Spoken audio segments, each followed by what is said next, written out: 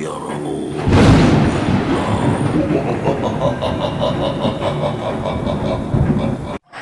Hello YouTube, welcome to my channel, Kuya Raul TV Vlogs.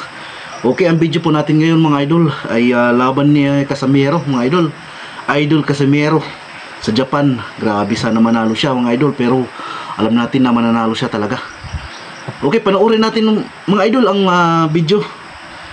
Go! Introducing John Real, Cuadro Alas Casimero. John Real Casimero versus Yukinori Ogoni para sa 10 John Real Casimero versus Ogoni mga idol. Under non-titled bout. Hi, this is Bernardo Concepcion and you are watching Suntok Pilipinas. Subscribe nyo mga idol, Suntok Pilipinas, sa kanyang video na ito mga idol. Subscribe, thank you. Mga kababayan, kamusta? Welcome po sa Suntok Pilipinas. Ngayong October 12, Huwebes ng hapon, oras sa Pilipinas, ay ang kaabang-abang na pagbabalik ng angas ng Pinas, Cuadro Alas John Real Casimero, ang kasalukuyang WBO Global Super Bantamweight Champion, at for the first time ever ay lalaban si Casimero sa baluarte ng Japanese monster na si Naoya Inoue.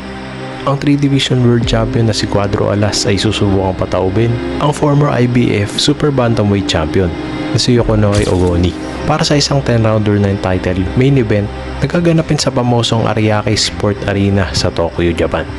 Kasamang dadayo sa Japan ni John Real Casimero ang iba pang Pinoy boxers na sina Gio Santissima, Froilan Saludar, at isa pang rising star ng Pilipinas na si Vince Paras. Ito si Vince Paras mga idol, nanalo na to ngayon lang mga idol.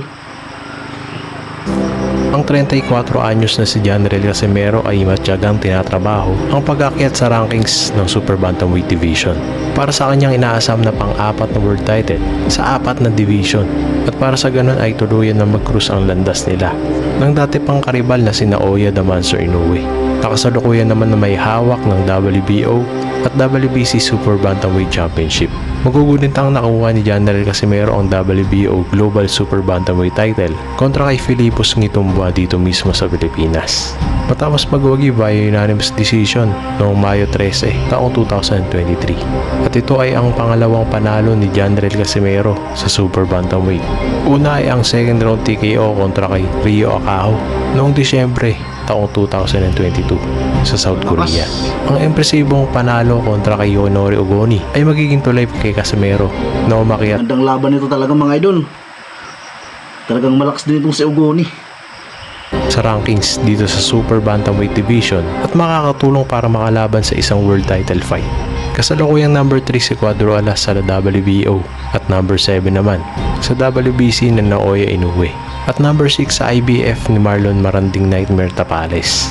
Kaya posibleng sa susunod na taon, kung magwawagi ang angas ng Pinas ngayong Huwebes, ay konting-konti na lang ay maaaring makakuha na ito ng world title fight. Ako, panalo yan, sigurado na, Casimero pa.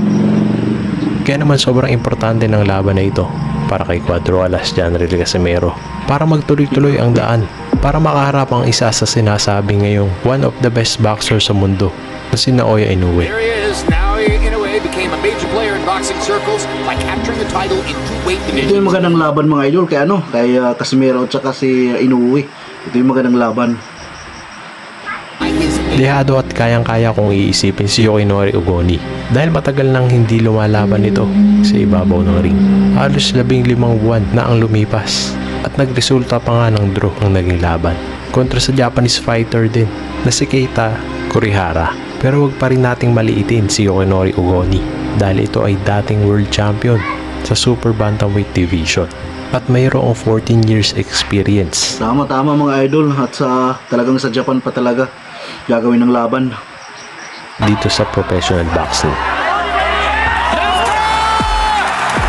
Si Yukinori Ogoni ay isang orthodox fighter na may height na 5'7.5" at may reach na 69.5". Siya ang pride ng Tokyo, Japan na mayroong 21 wins, 2 talo, 2 draw at 8 sa kanyang mga panalo ay via knockout. Dalawa lang ang Tatlo talo. ang naging resulta sa kanyang huling laban kontra kay Keita Kurihara.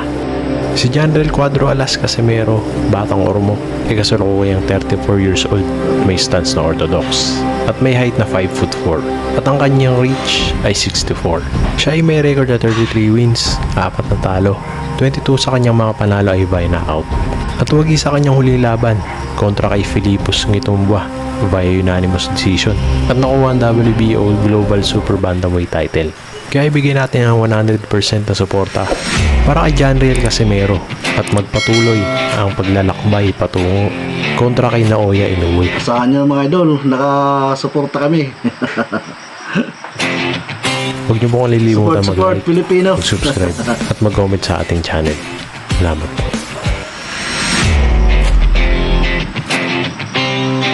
Ayan, malalakas ang mga Pilipino, mga idol, dahil kumakain tayo ng kamuting kahoy, hindi katulad sa kanila.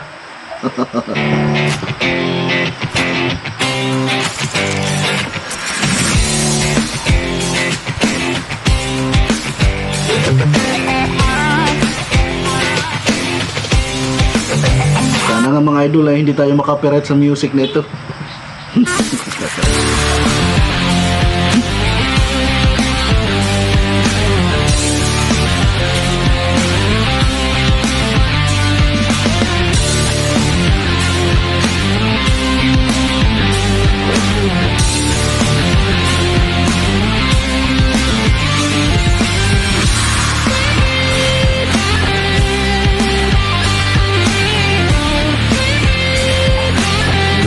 Grabe. Ito bata pa siya Casimero, wala pang, di pa blandi yung buhok niya. Itim pa lang.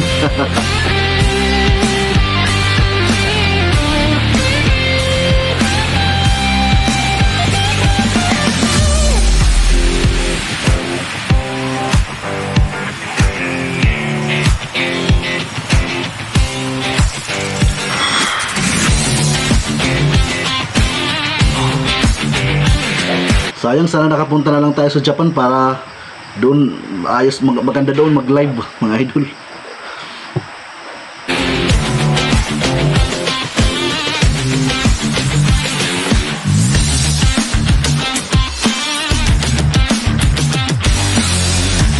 Oh, grabe oh. Panalo sigurado ito, panalo na.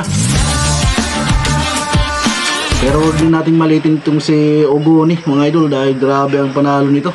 Ang dami na, tas dalawa lang ang talog. Agoy, Diyos ko Ginoo.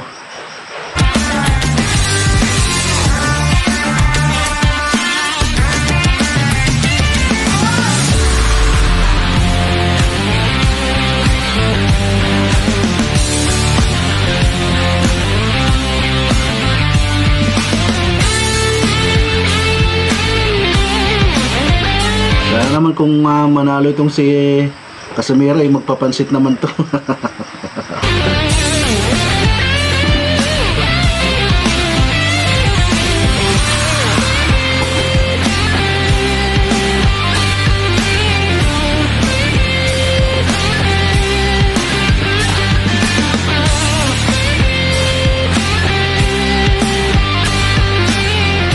Kahit hindi ba lang magpapansit, magpa-Jollibee lang, okay na kung manalo.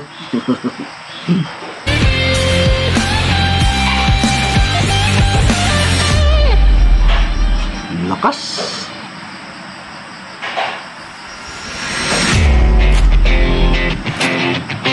Naku.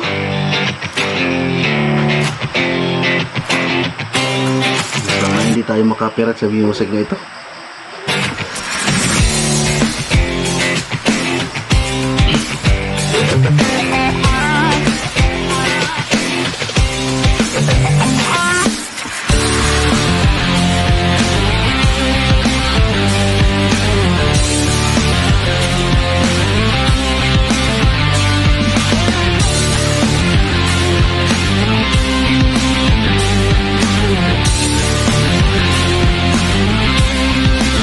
Swerte ng mga Pilipino na nagtatrabaho sa Japan dahil libre daw ang ticket basta Pinoy mga idol, sabi ni Casimero.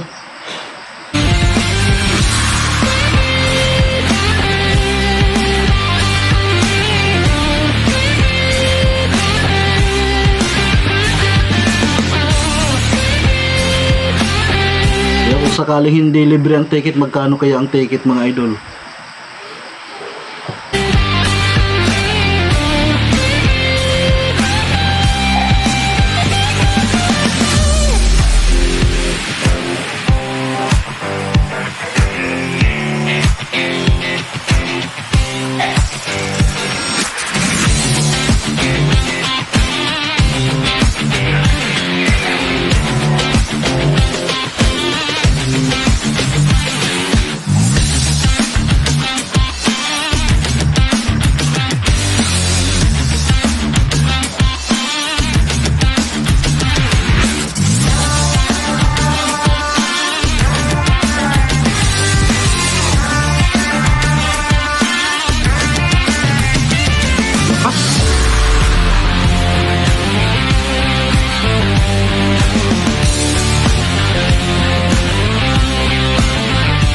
kaya ginagawa ngayon ni Casimero ngayong oras na ito mga idol.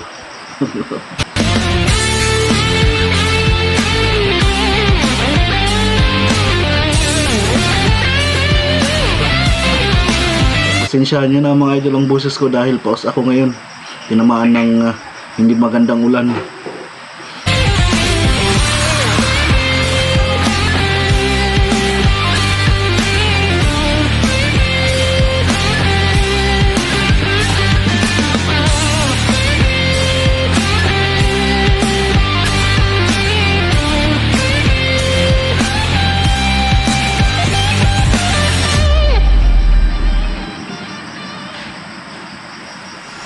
Okay mga idol, hanggang dito na lang ang ating video. Pagdasal na lang natin mga idol na sana ay manalo itong si Casimero dahil full support tayo mga idol kay Casimero. Sana ay walang halong dayaan nito mga idol. Sa Japan pa naman na ano yung laban. Okay mga idol, maraming salamat sa panonood. Thanks for watching mga idol. Thank you. Subscribe kayo mga idol. Kuya Raul TV Vlogs. Thank you.